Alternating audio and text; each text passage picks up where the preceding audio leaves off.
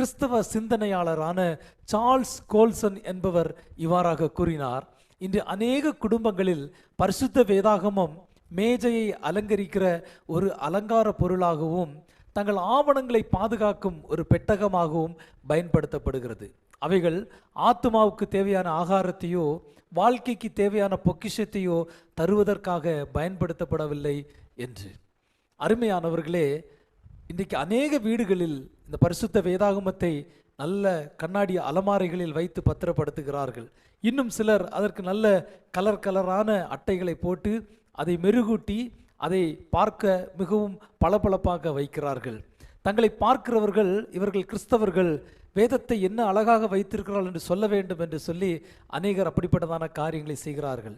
இன்னும் சிலர் இந்த பரிசுத்த வேதாகமத்தை தங்கள் ஆவணங்களை பாதுகாக்கும் பொருளாகவும் பயன்படுத்துகிறார்கள்.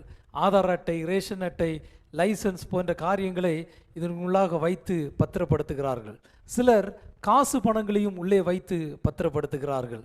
பிரியமானவர்களே, இந்த பரிசுத்த வேதாகமம் அப்படிப்பட்ட காரியத்திற்காக படைக்கப்பட்டவை அல்ல. இந்த பரிசுத்த வேதாகமம் மிகுந்த பாடுகளின் மத்தியிலே பரிசுத்த ஆவியானவரால் ஏவப்பட்டு அநேக தேவ மனிதர்களால் எழுதப்பட்டது. இதில் இருக்கிற ஒவ்வொரு வாக்கியங்களும் அவைகள் சத்தியமானவைகள், அவைகள் உண்மையானவைகள், அவைகள் நம்முடைய வாழ்க்கையிலே அனுதினமும் நிறைவேறுகிற வேத வசனங்கள். இதை நம்முடைய வீடுகளிலே நாம் பத்திரப்படுத்தி வைக்கிறதுனாலே எந்த பயனும் இல்லை.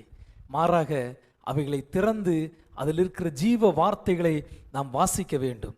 யாக்கோபு 1:22 இவ்வாறாக சொல்லுது, நீங்களும் வஞ்சிக்கப்படாதபடிக்கு திருவசனத்தை கேட்கிறவர்களாய் மட்டுமல்ல அதன்படி செய்கிறவர்களாயும் இருங்கள் என்று.